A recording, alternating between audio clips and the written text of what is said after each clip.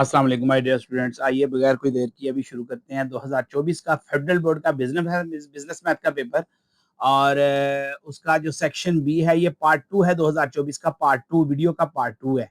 I com part 1 है लेकिन video का पार्ट 2 है। और अभी हम शुरू करने वाले हैं सेक्शन बी।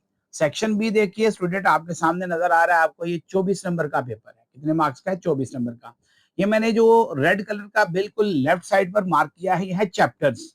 यानी पहला क्वेश्चन किस चैप्टर में से है, उसका चैप्टर का नंबर दिए गए हैं। ये चैप्टर्स के नंबर हैं जिन जिन में से आए हैं क्वेश्चन। तो चलें बगैर कोई देर किए सॉल्व करते हैं। ये आपने अटेम्प्ट एनी 8 पार्ट्स 11 गिवन होंगे। आपने कोई से 8 पार्ट करने हैं और हर पार्ट के मार्क्स हैं 3 और टोटल 24 नंबर बनते हैं। आइए स्टार्ट करते हैं। मैं सारे के सारे करवा दूंगा, आप गौर से बात समझिए मजे से, और सॉल्व करवाऊंगा बगैर। आप देखिए, 3 people invested 900, 600 and 300 in business. 3 लोगों ने कारोबार में 900, 600 और 300 लगाया। बहुत सादा सा क्वेश्चन है और चैप्टर नंबर 1 में से है। How should they share of profit of 900? ये 900 आपस में किस तरह से डिवाइड करेंगे? तो डेफिनेटली चूंकि जो ये हम समझ लेते हैं, ये है ए रेशो बी रेशो सी। ये 3 लोग हैं जी। इन्होंने कितना कितना लगाया? 900, फिर उसके बाद आ गया 600 और फिर उसके बाद आ गया 300।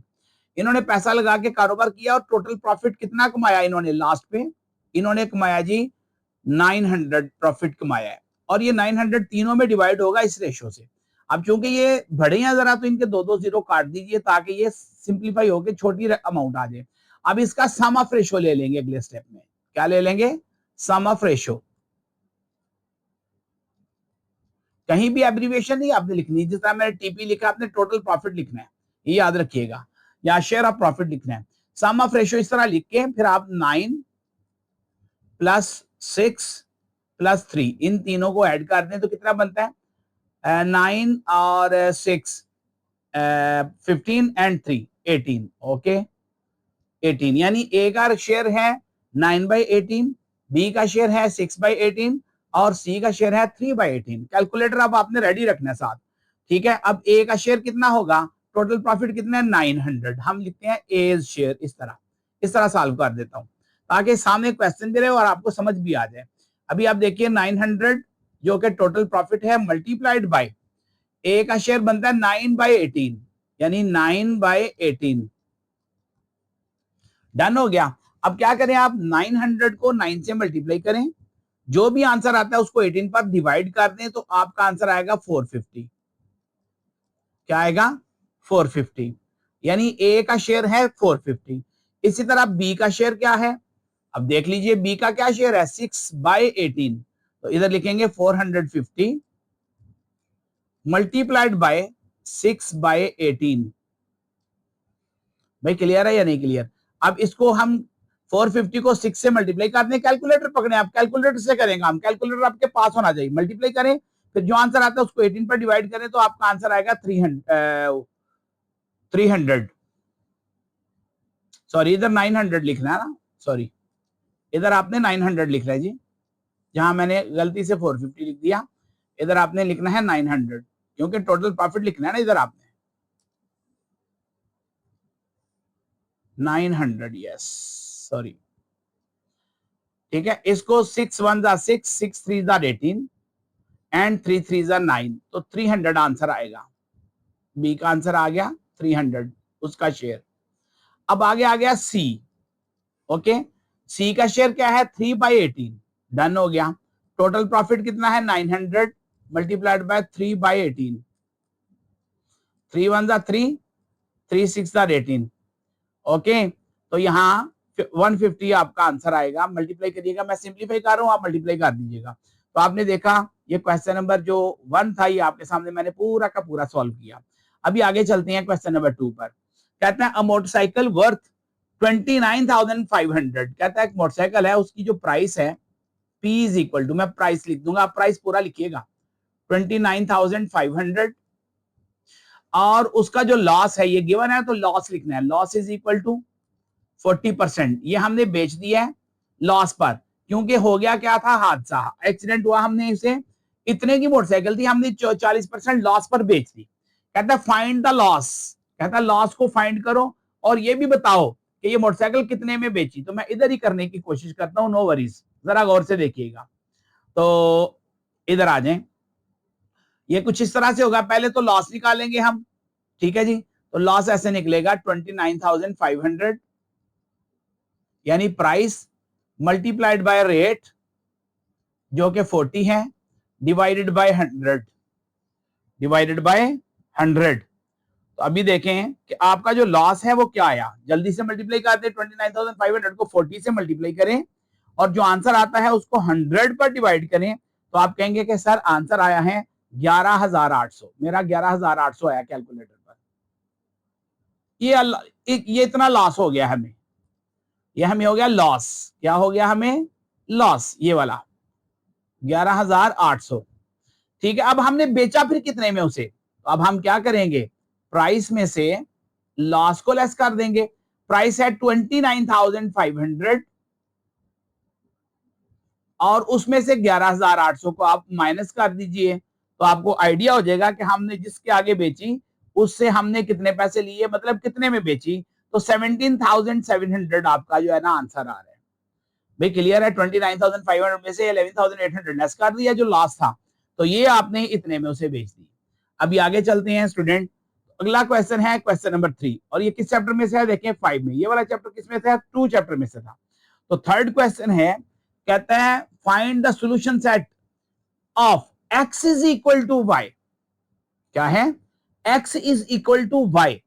कहता है x और y दोनों एक दूसरे के इक्वल हैं, तो इसका मतलब ये हुआ कि ये जो इक्वेशन, ये इक्वेशन जो गिवन है, ये वाली जो इक्वेशन गिवन है, इसको हम कुछ ऐसे लिख सकते हैं, 2x plus x is equal to 3। लिख सकते हैं कि नहीं लिख सकते? तो आप कहेंगे जी लिख सकते हैं, क्योंकि उसने कहा x is equal to y, यानी कि x किसके इक्वल है? y के, यानी y की जगह आप x को लिखेंगे, वही बात है। तो यहाँ 2x प्लस y था, यहाँ जो ये जो y था इसकी जगह पर आपने x लिख लिया, क्योंकि y जो है वो x के इक्वल है, यानी y को x की वैल्यू दी जा सकती है, तो ये दे दी इधर 2x plus x is equal to 3। तो क्या बना जी, इसको सॉल्व करते हैं, 2x प्लस x, तो ये आ गया 3x इज इक्वल टू 3। तो अभी आप देखिए क्या बना, x इज इक्वल टू 3/3 और x इज इक्वल टू आ गया 1। ये आंसर आपका आता है 1।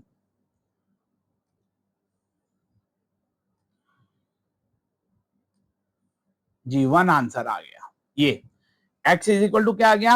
1।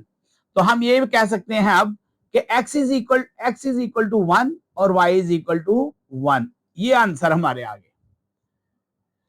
तो ये मैंने आपको 3 क्वेश्चन लगातार करवा दिए हैं, अब आप लिख लें इनको, समझ लें, मैं जरा इनको आप रेज करने लगा हूं ताकि जगह बने और दूसरे क्वेश्चन भी किए जा सकें। ये लें जी, मैं अभी इनको रेज कर देता हूं ताकि दूसरे क्वेश्चंस के लिए मैं जगह बना सकूं। जी आगे देखें, हम चैप्टर क्वेश्चन नंबर यहां तक कर चुके हैं। अब आ गया 4, the sum of 2 numbers is 48। The sum of 2 numbers is 48। Clear हो गया? the larger number is 2 less than 5 times the smaller number। अब हमें सम लेना है, सम का मतलब है प्लस वाला, जब सम आए तो प्लस, लेस आए तो माइनस। जैसे यहां लेस आया है तो यहां पे आके माइनस होगा। अब ये जो 2 नंबर उसने बोला है, अब यहां 2 नंबर्स कोई नहीं बताए गए कि वो 2 नंबर्स कौन से हैं, बस ये कहा गया कि वो 2 नंबर पे एक x है और दूसरा जो है वो 5 टाइम्स है, यानी 5x है। मतलब हमने खुद फर्ज कर लिया कि let the first number is x plus the sum of the 2 number second number is 5x। उसने कहा कि 5 टाइम्स, ठीक है। 2 लेस देन, यहां जो बात की गई 2 लेस देन 5 टाइम्स, ये 5 टाइम में से 2 को लेस करना है। कहता है ये बन गई, अब इसकी पूरी डेफिनेशन का ना ये बना वतीरा सारा। The sum of 2 number is 48। The sum of 2 numbers, ठीक है, the larger number is 2 less than 5 times the smaller number. कहता है जो लार्जर नंबर है ना वो -2 है स्मॉलर नंबर का, इसको हमने 5 टाइम्स लिखा तो ये लार्जर नंबर कंसीडर किया जाएगा और ये आ जाएगा इज इक्वल टू व्हाट, 148। यानी ये पूरी इक्वेशन कुछ इस तरह बन गई, the sum of 2 numbers less than 2, and the 5 times of the number is less than 2 के साथ वो कह रहा है ना, तो -2 इधर लगा। फिर the sum of two numbers हो गया, एक x हो गया सादा, दूसरा 5 टाइम्स यानी 5x हो गया, और लेस देन 2 ये वाला आ गया, -2 इज इक्वल टू 148। क्लियर हो गया?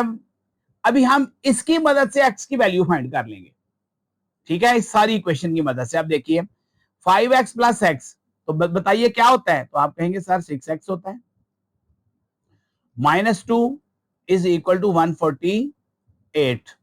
पहला स्टेप, दूसरा स्टेप और तीसरा स्टेप मैं इधर ले जाता हूं, ठीक है, ताकि सामने ही रहे और क्वेश्चन सॉल्व हो जाए। मकसद है आपको कॉन्सेप्ट क्लियर हो। तो चलिए देखते हैं, ये आ गया आपका 6x is equal to 148 plus 2। अब ये वाला -2 जो था ना, ये वाला -2 ये दूसरी साइड पर चला गया, इधर से उठा और इधर चला गया, तो +2 हो गया। ये आप जानते ही हैं, डेफिनेटली जानते होंगे। 6x इज इक्वल टू आ गया 150। अब x को इधर अकेला छोड़ें और 150 को 6 पर क्या कर दें, डिवाइड कर दें, तो x की वैल्यू आपकी निकल आई 25। क्लियर हो गया? x की वैल्यू क्या आ गई, 25। ठीक है जी। अब आप क्या करेंगे, अब यहां जो उसने बोला था ना 5 टाइम्स -2, 5 टाइम्स ऑफ x -2, अब यहां पर x की जगह पर एक्चुअल इक्वेशन अब ये है, ये स्मॉलर नंबर हमारा निकल आया कि स्मॉलर नंबर हमारा 25 है जो कि x है। अब हमने बताना है 5 टाइम्स क्या है इसका, तो 5 टाइम्स ये है कि भाई 5 को इस x से मल्टीप्लाई कर दो, तो वो 5 टाइम हो जाएगा, मगर उसमें से 2 को माइनस भी करना है, ये भी उसने साथ लिखा हुआ था, तो ये आएगा 125। इसको इससे मल्टीप्लाई किया, 25 5 बार 125, 5 25 125 -2, तो ये लार्जर नंबर जो निकला हमारा, ये स्मॉलर नंबर था, this is smaller number and this is larger number, और लार्जर नंबर जो हमारा आया वो आ गया 123। देखिए इधर से स्टार्ट हुआ, पहले हमने इक्वेशन बनाई, फिर इक्वेशन को हमने सिंप्लीफाई किया, फिर और सिंप्लीफाई किया, फिर एंड पर और सिंप्लीफाई करते हुए यहां x की वैल्यू निकाल ली। बहुत इजी है, ठीक है, ये हम 8th क्लास से करते आ रहे हैं तकरीबन लीनियर इक्वेशन के अंदर।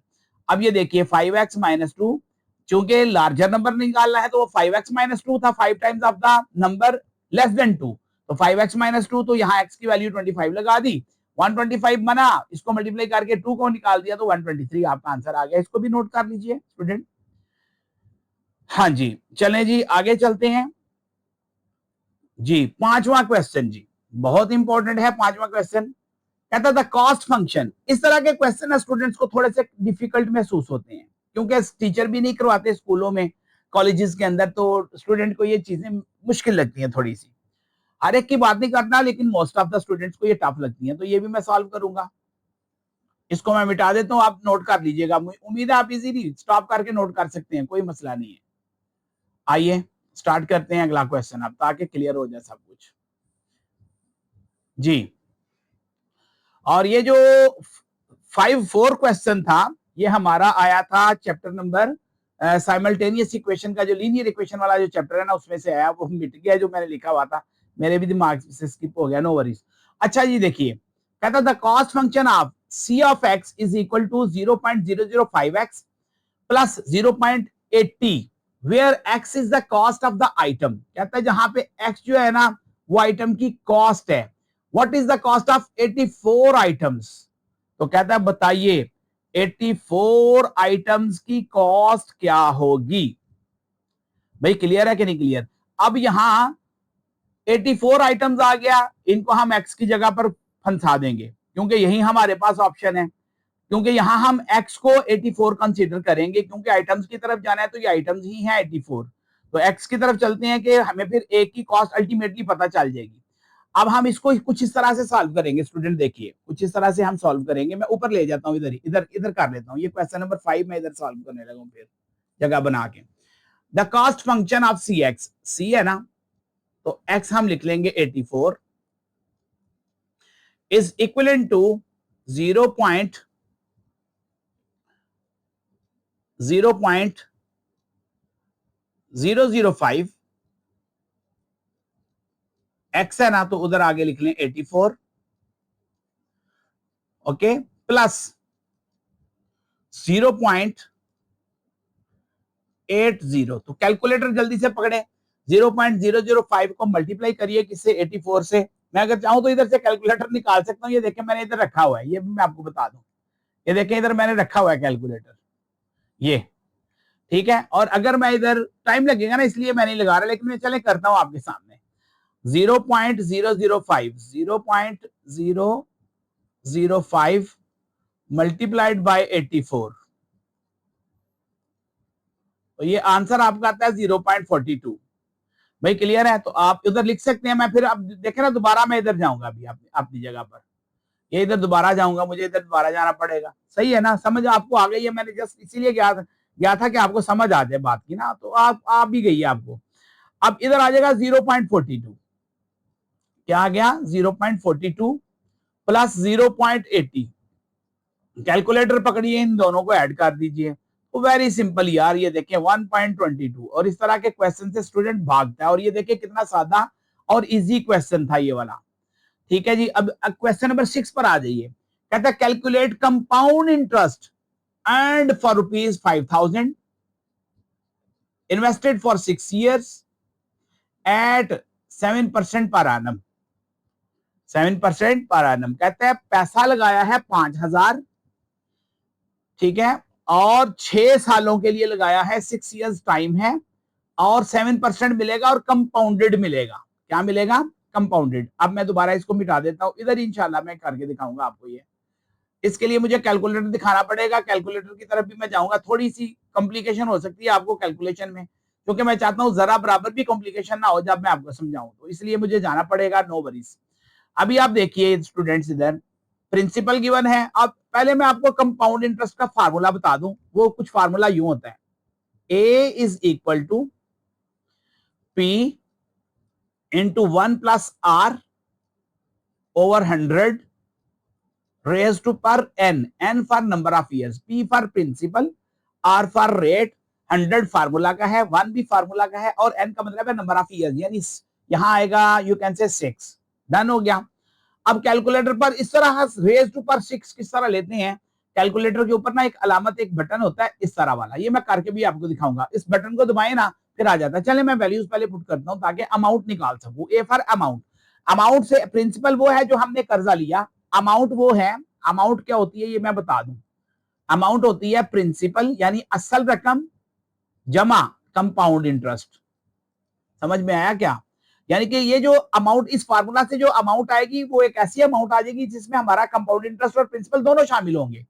फिर हमें जब कंपाउंड इंटरेस्ट निकालना होगा तो हम क्या करेंगे कि ये जो अमाउंट निकली होगी इसमें से हम माइनस कर देंगे प्रिंसिपल को।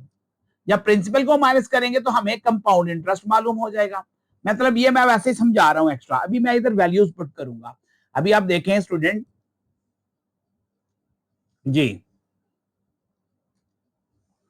यहां पर प्रिंसिपल है हमारा, देखिए कितना है प्रिंसिपल गिवन, क्वेश्चन में देखते हैं जी 5,000 है जी, बिल्कुल जी 5,000। इधर हम लिखते हैं 5,000 मल्टीप्लाइड बाय 1 प्लस आर है हमारा 7%, ये देखिए ये 7% है आर हमारा, 7% का मतलब होता है 7/100 रेज टू पर 6, इधर 6 आ गया। आइए पहले इस ब्रैकेट को सॉल्व करते हैं। अब यहां पर आएगा, यहां पर आएगा 5,000 107/100 रेज टू पर 6। अब स्टूडेंट्स कई यहां कंफ्यूज होंगे यहां पे कि यहां तो 1 + 7 है, यहां सर ने 107 लिख दिया। तो इसको मैं सॉल्व करूंगा नीचे रफली आपको समझाने के लिए, इधर इधर सॉल्व कर दूंगा। इधर ये देखें, ये 1/1 एक ही होता है, जमा 7/100। ये 1/1 कहां से है? ये मैंने 1/1 खुद लगाया, डोंट वरी, ओवर 1 खुद किया है, आप परेशान ना होइए, आप भी कर सकते हैं ताकि दोनों फ्रैक्शनल हो जाएं। अब ये देखिए इन दोनों का एलसीएम यानी जो इजाफे कर लिया तो आया 100 एलसीएम। अब एलसीएम जो 100 आ गया, इसको 1 पर डिवाइड करें तो 100 ही आता है, तो ऊपर 1 से मल्टीप्लाई करेंगे तो 100 आ जाएगा। अब ये भी 100 है और ये भी 100, 100 को 100 पर डिवाइड करें तो 1 आता है, तो 1 को ऊपर वाली अमाउंट से मल्टीप्लाई करेंगे तो 1 1 7 7 आएगा। तो इस तरह से जो है ना ये 107/100 आया। भाई क्लियर है? ये वाली सॉल्व की है मैंने इशू यहां पे। अब आ गया 5,000 इंटू 1.07 रेज टू पर 6। अब 107 को कैलकुलेटर से आप डिवाइड कर दें 100 पर, तो 1.07 रेज टू पर 6 आ जाएगा। तो आइए मुझे अब ये आपको कैलकुलेटर पर ले जाना पड़ेगा। तो आइए कैलकुलेटर पर चलते हैं जी। ये देखिए जी, यहां मैं लिखता हूं 1.07 रेज टू पर 6। ये देखिए रेज टू पर आ गया मेरा, मैंने इसको क्लिक किया है। आपने किसको क्लिक करना है, मैंने जो बताया हुआ है, आपने इस तरह की इलामत बनी होगी, आपने उसको क्लिक कर देना है, रेज टू पर 6। तो ये आंसर आ गया 1.50073। 1.5007 तक आप ले जाइए। तो आइए चलते हैं दोबारा उसकी तरफ। तो ये आ गया रेज टू पर 6 तक ले लिया हमने। अब ये आ गया 5000 मल्टीप्लाइड बाय 1.5007। तो आप इन दोनों को आपस में क्या करते हैं, मल्टीप्लाई। तो निकल क्या रहा है हमारा अमाउंट, क्योंकि ये अमाउंट का फार्मूला चल रहा है सारा। तो अभी अमाउंट हमारी क्या निकल आई स्टूडेंट्स, इनको मल्टीप्लाई किया आपस में। तो मेरे कैलकुलेटर पर जो दिख रहा है वो है 7503.65 कुछ इस तरह से अमाउंट आ रही है। चलिए इतना भी आ जाए आपका ठीक हो जाएगा, नो वरीज। अब ये आपकी अमाउंट आ गई। अब यानी कि ये चीज आपकी निकल आई ये। अब क्या करोगे, आप कंपाउंड इंटरेस्ट निकालना है। तो आइए कंपाउंड इंटरेस्ट इधर ही मैं निकालता हूं आपके सामने। ये डैश है C-I कंपाउंड इंटरेस्ट, ठीक है। तो अब 7503.65 ये अमाउंट है, इसमें से आप क्या कर दो, 5000 को माइनस कर दो। ये ले जी 7503 अमाउंट आ गई, उसमें से 5000 को हमने माइनस कर दिया। तो हमारा compound interest is equal to 2503 आ गया। और ये आपका आंसर है क्वेश्चन नंबर 6 का। ये simple and compound interest, I think so 3rd chapter में से है ये। भैया क्लियर है सबको, स्टूडेंट्स क्लियर है? आप इसको नोट कर सकते हैं। अगर फिर भी कोई प्रॉब्लम हो तो कमेंट बॉक्स में, कमेंट में जाके आप मुझे पूछ सकते हैं।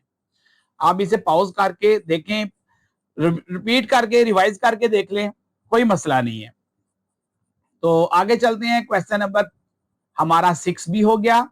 अब हम चलेंगे क्वेश्चन नंबर 7 पे। इस पर क्वेश्चन नंबर 7 की तरफ रवा दवाएं जी हम। जी बिल्कुल। अब ये क्वेश्चन नंबर 7 देखें स्टूडेंट, किसमें से आ गया, चैप्टर नंबर 10 में से आ गया। ये चैप्टर नंबर 10 है। Find the inverse of the matrix A is equal to 4 this and that. इसका क्या निकालना है, हमने इनवर्स निकालना है। तो मैंने आपको पहले बताया हुआ है कि इसका इनवर्स निकालने के लिए आपको क्या करना पड़ेगा, आप इसको डिटर्मिनेंट निकालेंगे। क्या लेंगे, इसका डिटर्मिनेंट। चलें इधर ही डिटर्मिनेंट ले लेते हैं, ये मैंने आपको एमसीक्यू में भी करवाया था। अब इसका डिटर्मिनेंट लेते हैं, ए का डिटर्मिनेंट, ये इसका क्या है, सिंबल है। ए मॉडुलस भी बोलते हैं, ए का डिटर्मिनेंट भी। 4 को 8 से मल्टीप्लाई कर दीजिए, 4 मल्टीप्लाइड बाय 8, ठीक है।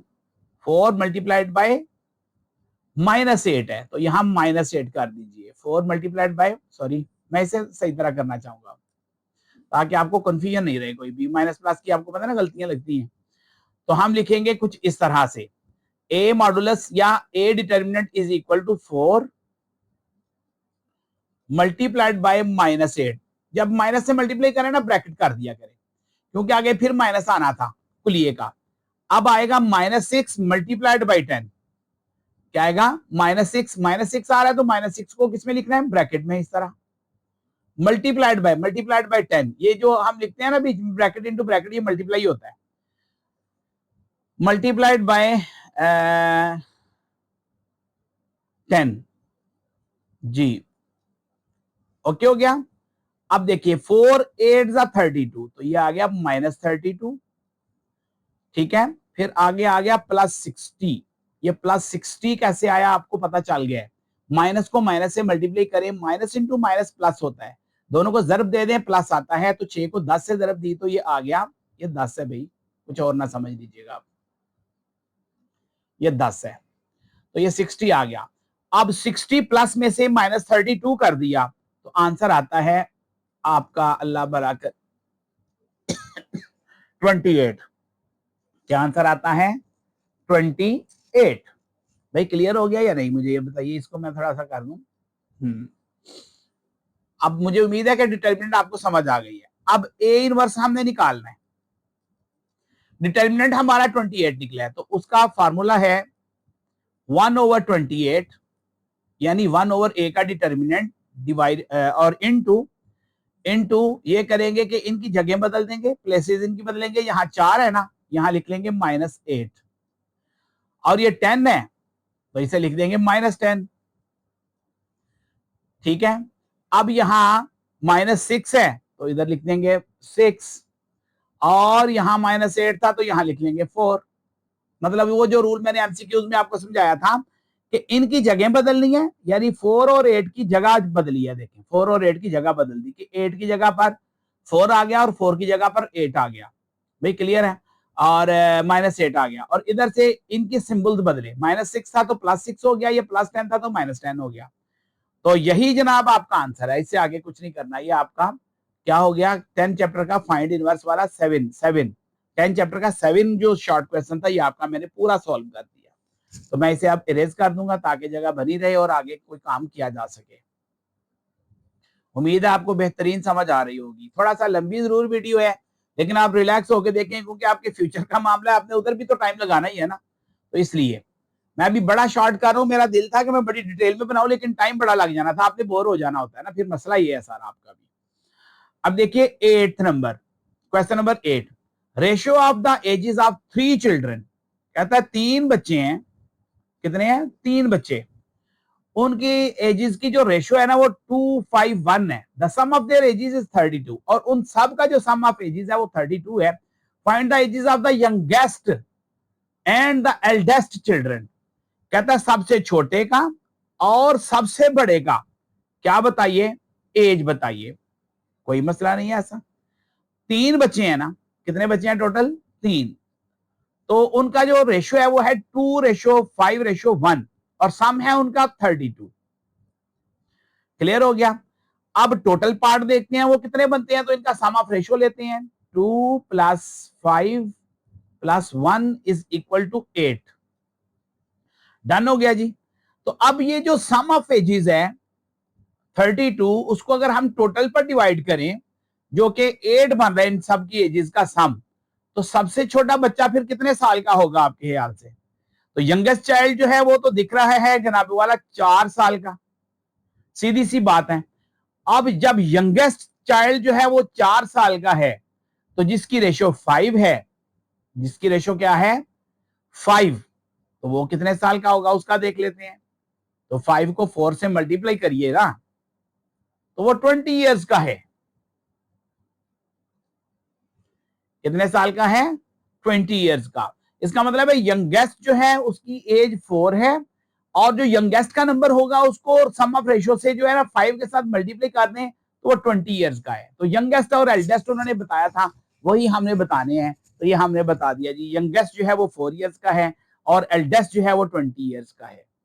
तो इसके साथ ही ये क्वेश्चन नंबर 8 जो है, जो कि चैप्टर नंबर 1 में से आया था, रेशियोज के चैप्टर में से, ये भी अपने इख्तिताम को जा पहुंचा।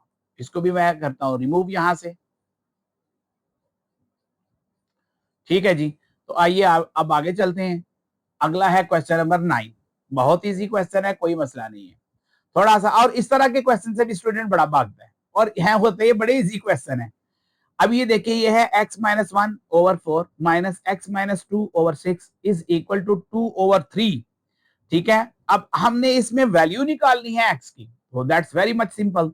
4, 4, 6 और 3, इनका एलसीएम हम लेते हैं। ये देखें, एलसीएम लेने का तरीका मैं बताता हूं आपको, आप ऑलरेडी भी जानते होंगे। ये देखें, इधर लेता हूं मैं, इधर ये खाली जगह है, ये क्या है नीचे वाली, इनका एलसीएम लेते हैं 4, 6, 3। इधर लिखते हैं 4, 6, 3।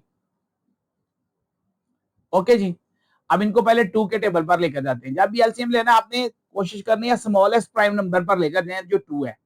2 2 जा 4, 2 3 जा 6 एंड 3 एज इट इज आ गया। अब 3 पर चला जाएगा, 2 एज इट इज आ गया, 3 1 जा 1, 3 1 जा 1, 3 1 जा 3, सॉरी। अभी आप देखिए 2 3 और 2, 2 3 जा 6, 6 2 जा 12। ये देखें, ये 2 है, ये 3 है, 2 3 जा 6, और 6 को 2 से मल्टीप्लाई करें तो एलसीएम बना हमारा 12। 12 को 1 से मल्टीप्लाई कर दे तो 12 ही होता है ना। अब क्या करेंगे इनको सॉल्व करने के लिए, ये 12 आ गया।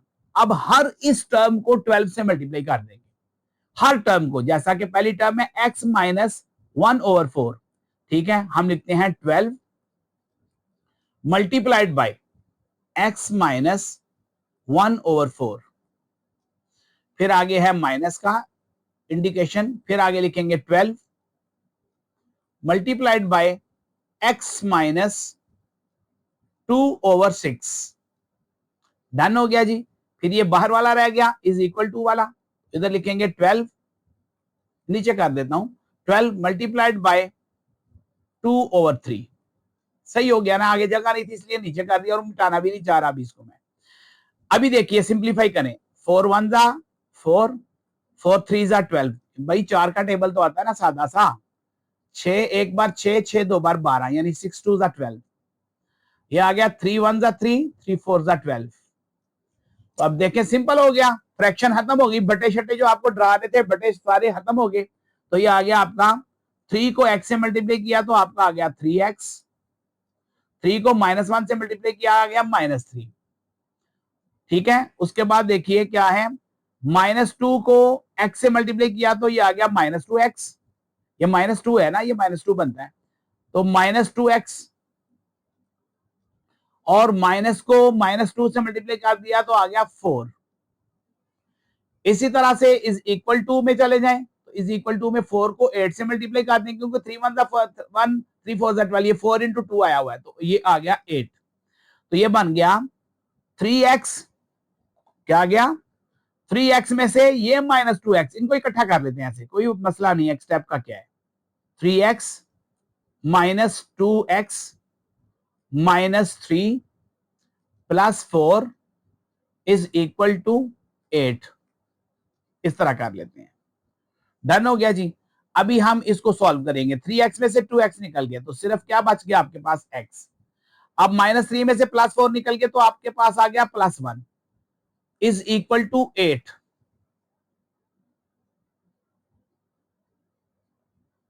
क्लियर है, ये देखें इतना रखता हूं मैं इस तरह।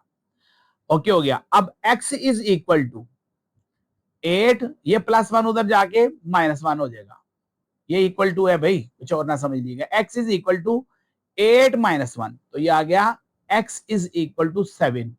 ये आपका आंसर है, x इज इक्वल टू 7। भाई क्लियर है या नहीं क्लियर? इजी क्वेश्चन था, ये भी कोई मसला नहीं था। और ये क्वेश्चन आया हुआ था 6 चैप्टर में से, लीनियर इक्वेशन में से। अभी आप देखिए अगला है find the value of changing. आपने 8 करने थे, 8 आपने करने थे बस, लेकिन हम आगे 11 तक कर रहे हैं ताकि अगले 3 भी आपको आ जाएं समझ। मकसद यहां पर तैयारी करना है, पेपर हल करना नहीं, आपने करने 8 ही है। Find the value by changing into decimal system, कहता है इनकी वैल्यू निकालिए और इनको डेसिमल सिस्टम में चेंज करिए। पहले मैं आप इसको मिटाना पड़ेगा भाई जी।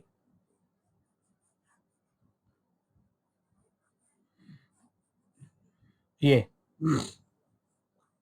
जी, अब हमने इनको ना प्लस करना है, ये सिंपल कच्ची पक्की वाले फर्स्ट 2 3 क्लास वाले क्वेश्चंस। अब उन्होंने कहा है कि इसको ना ऐसा करें, find the value by changing into decimal, तो ये तो ऑलरेडी डेसिमल में है भैया।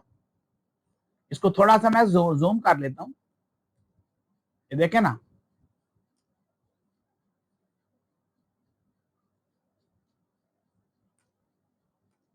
जी ये तो ऑलरेडी किसमें है, ये ऑलरेडी हमारा डेसिमल में है, ये बाइनरी में है। मैं लिख भी देता हूं, कैसे पता चला जी बाइनरी में है, क्योंकि इसकी बेस 2 है ना, इसलिए यहां से पता चला इसकी बेस 2 है, इसलिए पता चला कि ये बाइनरी है। डन हो गया जी। तो लिहाजा इस बाइनरी को हमें कन्वर्ट करना होगा किसमें, डेसिमल में, जो मैंने एमसीक्यूज में भी करवाया था कि जब भी बाइनरी को डेसिमल में करना हो, जितने भी नंबर्स होते हैं उनको 2 से मल्टीप्लाई करते हैं। तो देखिए कैसे करेंगे, 1 मल्टीप्लाइड बाई 2, ये एज इट इज रहेगा, ये नहीं बदलेगा, इस पर कुछ नहीं करना, plus 1 multiplied by 2 plus 1 multiplied by 2 plus 1 multiplied by 2। तो ये 4 दफा 1 था तो 4 दफा उसको 2 से मल्टीप्लाई किया और इधर लिखा 0, इधर लिखा 1, इधर लिखा 2 और इधर लिखा 3। तो जिसकी पावर 0 होती है वो होता है 1, तो 1 को 1 से मल्टीप्लाई कर दिया, प्लस जिसकी पावर 1 है वो 2 1 2 है, तो 2 आगे भी 1 है, तो ये 2 आ गया। ये 2 की पावर 2 है, तो 4 4 को 1 से मल्टीप्लाई किया तो 4 आ गया।